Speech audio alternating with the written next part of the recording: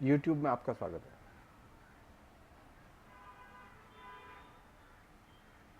इस कार्यक्रम में आप बातचीत करें कि ट्रंप ने अमेरिका में क्या गुल खिलाए हैं और खासतौर पर शिक्षा के क्षेत्र में। सब लोग जानते हैं और जो नहीं जानते उन्हें जानना चाहिए कि ट्रंप जब से आए हैं वो अमेरिका में एक तरह से तबाही लेकर आए हैं, लोकतंत्र पर तबाही। उस लोकतंत्र पर तबाही के क्रम में ही उन्होंने शिक्षा पर हमले बोले हैं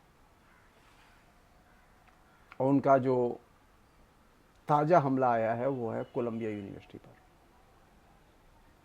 कोलंबिया यूनिवर्सिटी में जो उपाय ट्रंप प्रशासन ने सुझाए उसे कोलंबिया यूनिवर्सिटी के प्रशासन ने नतमस्तक होकर स्वीकार कर लिया। महान डेमोक्रेसी अमेरिका की, उस महान अमेरिकन डेमोक्रेसी जिसके कि रोज कसीदे पढ़े जा रहे थे, उस महान डेमोक्रेसी को ट्रंप एक पुलिस स्टेट में कन्वर्ट करने में लगे हुए हैं। ट्रंप के दबाव में आके विश्वविद्यालय प्रशासन ने नए जो उपाय हैं उनकी सूची घोषित की है। जो फ्रीडम ऑफ एक्सप्रेशन के चैंपियन हैं वो जरा कोलंबिया यूनिवर्सिटी चलें। वे लोग जो भारत में कोलंबिया यूनिवर्सिटी जाते रहे हैं वे लोग जरा खुलकर बोलें, हम देखना चाहते हैं। ट्रंप प्रशासन के खिलाफ खुलकर बोलें, कोलंबिया यूनिवर्सिटी में जो जुल्म हो रहे हैं उस पर बोलें। इस तरह के लोग हिंदुस्तान में बहुत हैं और वो इंडिया इंटरनेशनल सेंटर में बिल्कुल मक्खी की तरह भिन भिनाते रहते हैं।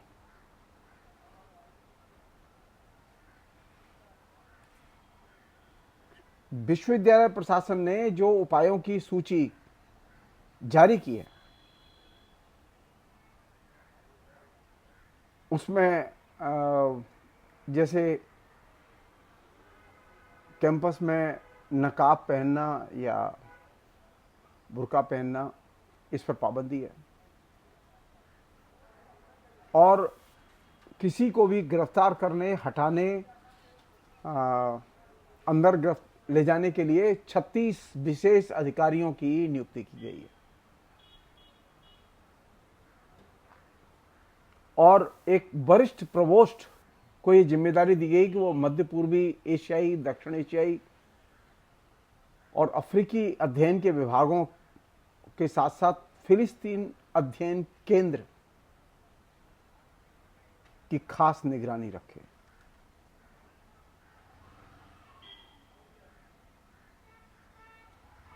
और एक नया मंत्र पुलिस दमन का, इसे हम ट्रंप की डिक्टेटरशिप भी कह सकते हैं, एक नया मंत्र जारी किया गया है। उस नए मंत्र में यहूदी विरोध को, इजराइल के विरोध को एकदम अस्वीकृत कर दिया गया है।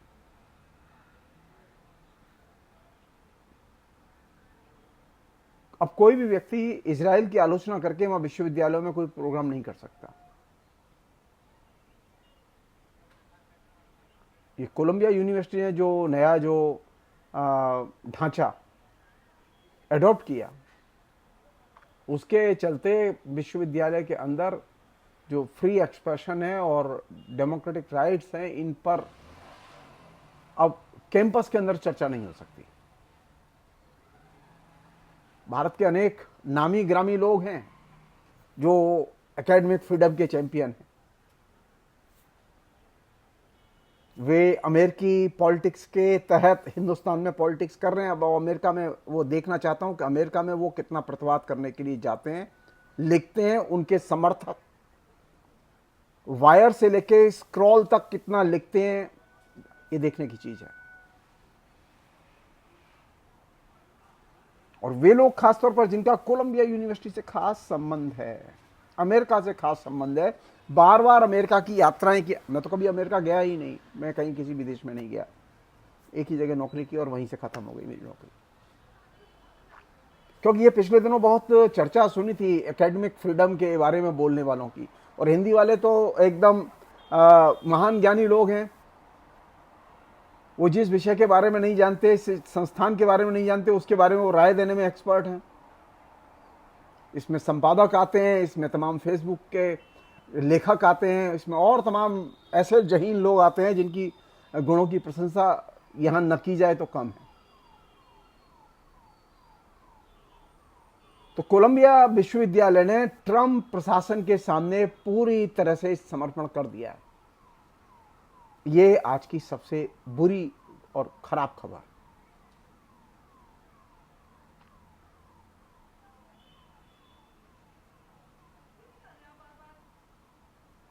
कहा यह जा रहा है कि कोलंबिया प्रशासन ने स्वेच्छा से इन सबको अपनाया है। कोलंबिया प्रशासन ने ट्रंप के आने के पहले स्वेच्छा से कोई भी दमनात्मक कार्यक्रम नहीं किया था, और ना स्टेप लिया था, ना नियम बनाया था।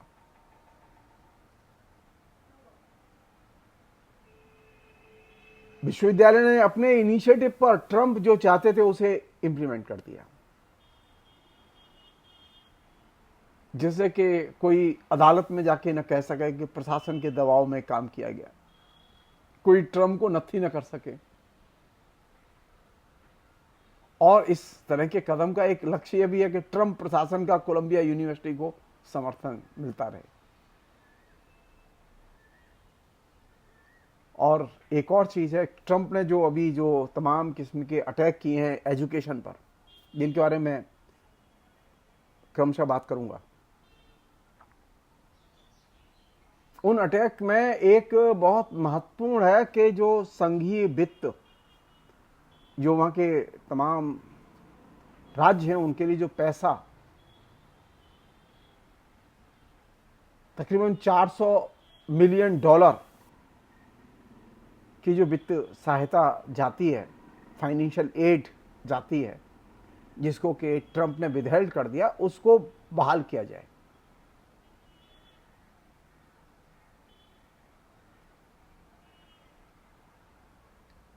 कोलंबिया यूनिवर्सिटी में अचानक ये चेतना आई है कि जो लोग फिलिस्तीनी आंदोलन का समर्थन कर रहे थे, गाजा में नरसंहार का विरोध कर रहे थे, उनके खिलाफ में कार्रवाइयां की जाए। प्रशासन अचानक एक्टिव हो गया है। यहां उल्लेखनीय है कि ट्रंप ने आने के बाद 10 मार्च 2025 को एक पत्र कोलंबिया सहित 60 बड़े शैक्षणिक संस्थानों को भेजा,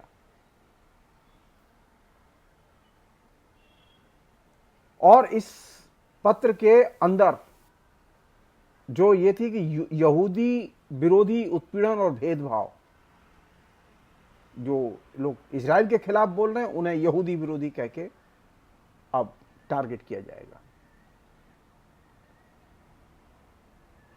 तो जहां जहां ये इजराइल विरोधी प्रदर्शन हुए, फिलिस्तीनियों के समर्थन में प्रदर्शन हुए, उन संस्थानों को, खासतौर पर 60 बड़े संस्थानों को ये एक तरह से मैसेज दिया गया कि अब उनकी इस जांच होगी कि वहां यहूदी विरोधी कितनी गतिविधियां चल रही थी, और उनके खिलाफ कार्रवाई भी होगी, और उनके फंड में कटौती भी की जाएगी।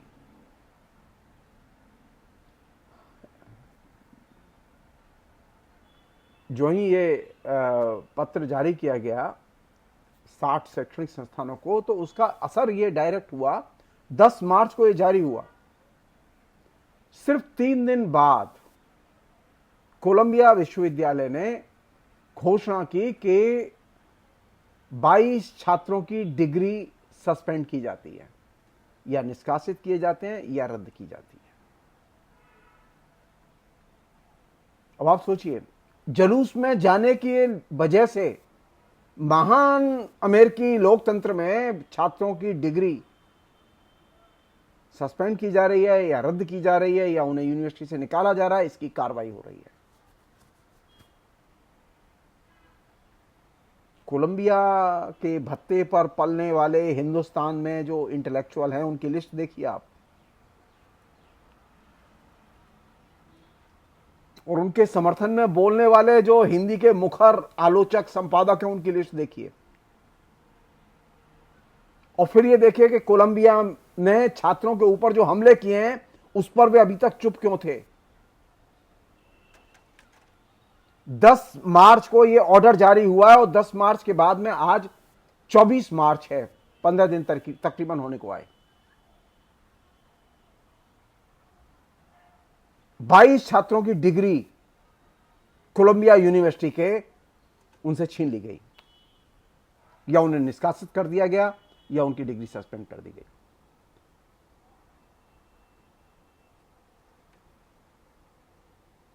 और जो कोलंबिया में जो महमूद खलील, जिसका के काफी नाम चला, उसको पकड़ने में प्रशासन ने मदद की और वे पकड़ के ले जाके उसे एक जेल में डाल दिया गया और उसे अब निर्वासित किए जाने की धमकी दी जा रही है कि तुम्हें देश से निकाल देंगे।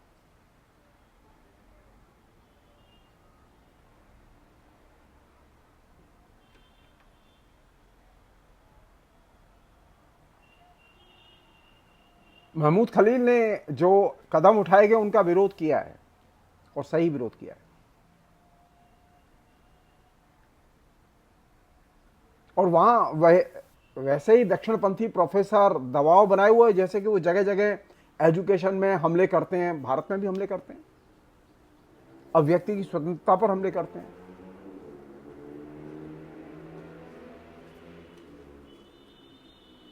जो लोग ये सोच रहे हो कि मैं भारत के बारे में बात नहीं कर रहा हूं, मैं जानबूझ के बात नहीं कर रहा हूं अभी, क्योंकि मैं ऑलरेडी जो सरकार है उसकी नीति को लेके मैं ऑलरेडी शिक्षा नीति से संबंधित 10 एपिसोड कर चुका हूं वीडियो। मैं रिपीट नहीं करना चाहता चीजों को।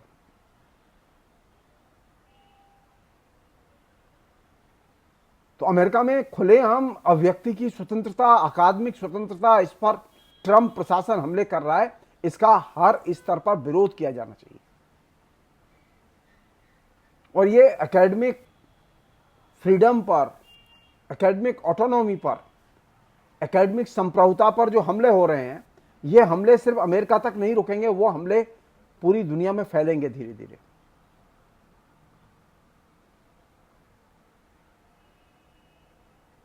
एक और चीज है जो कि यहां नोटिस करने की है, वो ये कि कार्नेल विश्वविद्यालय में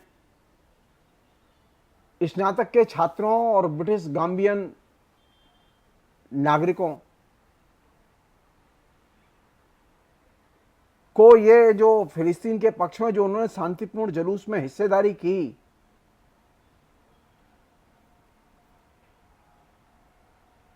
उसमें भाग लेने के कारण उन लोगों को सस्पेंड किया गया है और यह सस्पेंशन पिछले साल हुआ था।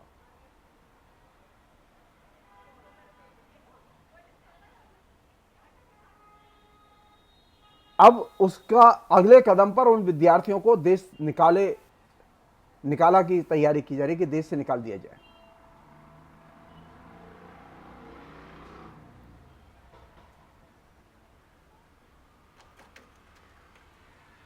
उन विद्यार्थियों ने कोर्ट में अपील दायर की है, कोर्ट में केस चल रहा है, लेकिन प्रशासन कोशिश में है कि केस बेस से पहले ही उन्हें देश से निकाल दिया जाए। इसी तरह अमेरिका में मिशिगन विश्वविद्यालय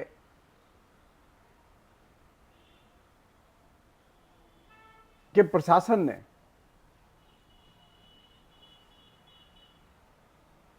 डेमोक्रेटिक पार्टी के अटॉर्नी जनरल डायना नेसेल से 11 फिलिस्तीनी समर्थक छात्रों प्रदर्शनकारियों के खिलाफ में आपराधिक आरोप लगाने की अपील की है और ये चीजें बढ़ रही हैं लगातार।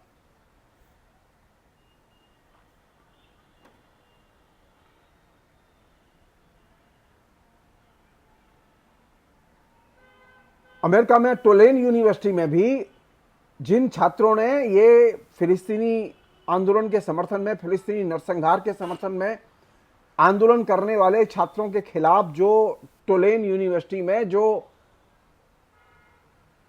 जिन लोगों ने भाग लिया था, उनके खिलाफ अनुशासनात्मक कार्रवाई हो रही है और वो ये चीजें बढ़ रही हैं लगातार। अमेरिका के विश्वविद्यालयों में जो विद्यार्थी इजराइल के जनसंहार का विरोध करते हुए सड़कों पर आए, उनके ऊपर हमले हो रहे हैं। उसमें भारत के भी विद्यार्थी प्रभावित हो रहे हैं।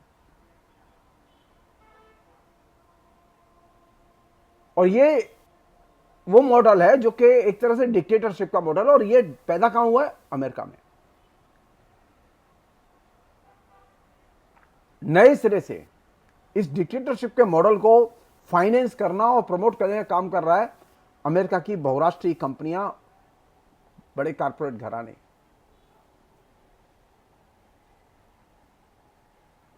वे चाहते हैं कि अमेरिकी अर्थव्यवस्था में, अमेरिकी राजनीति में किसी भी किस्म की लोकतांत्रिक आवाज सुनाई और दिखाई नहीं देनी चाहिए।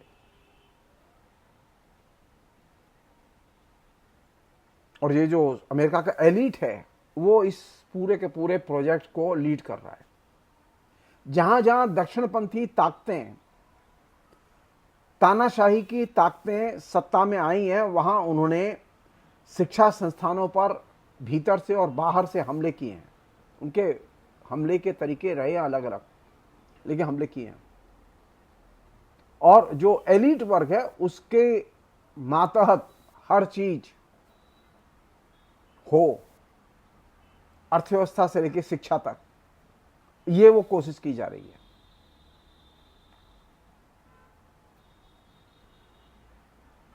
एक अन्य चीज जो इस पूरे प्रसंग में उल्लेखनीय है और ध्यान देने योग्य है, वो ये कि अमेरिका में एक बड़ा संकट आने वाला है एजुकेशन में। ट्रंप जिस तरह से एजुकेशन पर हमले कर रहे हैं, बजट में कटौती कर रहे हैं, उससे यह संकट आने वाला है कि वहां जो शिक्षक हैं हो सकता है कि उनको तनख्वाहें न मिले।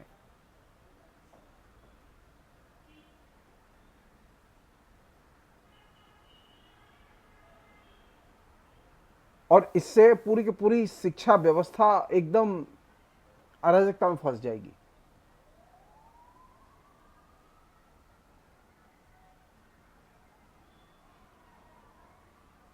एक अन्य जो चीज इस बीच में दिखाई दी है ट्रंप प्रशासन की तरफ से, वो ये कि ये जो सोकॉल्ड जो सिविल सोसाइटी है, वो सिविल सोसाइटी जब स्टेट का हमला होता है तो वो एकदम डिसअपियर कर जाती है। क्योंकि सिविल सोसाइटी वालों को कोई जनता में आधार नहीं होता। ये सिविल सोसाइटी वाले जो घूमते रहते हैं, ये खाली मीडिया हाइप में रहते हैं, नीचे इनके पास जनाधार नहीं होता।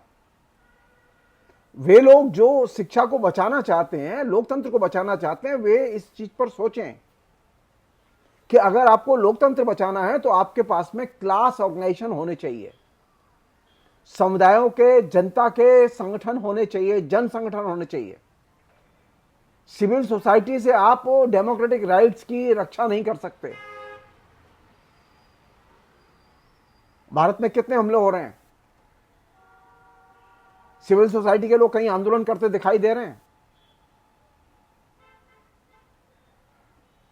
लोकतंत्र को नष्ट करने के लिए और क्लास ऑर्गेनाइजेशंस पर, क्लास पॉलिटिक्स पर और जन संगठनों की लोकतांत्रिक राजनीति पर हमले करने के लिए सिविल सोसाइटी के मॉडल का कॉर्पोरेट हाउसेस ने जम के इस्तेमाल किया, भारत में भी इस्तेमाल किया। अमेरिका उस कीचड़ में पूरी तरह से धंस चुका है। तो अमेरिका में जब हमले शुरू होते हैं तो सिविल सोसाइटी गायब हो जाती है। और आज हमले हो रहे हैं एजुकेशन पर, सिविल सोसाइटी का कहीं जुलूस नहीं दिखाई दे। हाँ, सिविल सोसाइटी के लोग जो है वो जाके कोर्ट में केस दायर कर देते हैं, वो केस लड़ते रहते हैं। जैसे हमारे यहां मीडिया पर हमले हो रहे हैं, संवैधानिक संस्थाओं पर हमले हो रहे हैं, एजुकेशन पर हमले हो रहे हैं, और इन हमलों का प्रत्युत्तर सिविल सोसाइटी के पास नहीं है सिवाय स्टेटमेंट के अलावा, जबकि इसका प्रत्युत्तर जन आंदोलन के अलावा और कहीं नहीं है। अब आप यहां से सोचिए, आपके किसान आंदोलन पर हमला हुआ, किसान आंदोलन को उखाड़ के फेंक दिया पुलिस ने, सिविल सोसाइटी दिखाई दी। यही सिविल सोसाइटी के लोग, यही जो so called independent left, independent democratic thinker,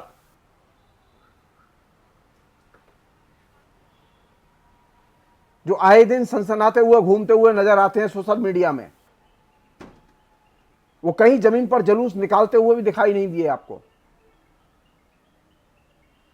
और इन लोगों ने कॉन्स्टेंटली वर्किंग क्लास के जहां संगठन थे, कम्युनिस्ट पार्टियों के, लेफ्ट पार्टियों के जहां संगठन थे, वहां काम करके उन पार्टियों को नष्ट किया, तोड़ा, उनके जनाधार में सेंधमारी की। तो लोकतंत्र की रक्षा के लिए आपके पास में लोकतांत्रिक जो संरचनाएं हैं, राजनीतिक दल हैं, वे दल बहुत महत्वपूर्ण है। आज अमेरिका बिल्कुल अपाहिज अवस्था में है, वहां तेज हमले हो रहे हैं ट्रंप के, लेकिन कोई प्रोटेस्ट नहीं है। जनता सड़कों पर निकलने की स्थिति में क्यों नहीं है? क्योंकि वहां जनता को संगठित करने वाला, जनता के बीच में काम करने वाला कोई संगठन नहीं है। और जो संगठन है वो सब कागजी शेर हैं। तो ट्रंप का हमला जो अमेरिका में चल रहा है, उस हमले से हम लोग कुछ सबक सीखें और लोकतंत्र के लिए, लोकतंत्र की रक्षा के लिए लोकतांत्रिक संगठन बनाने पर जोर दें।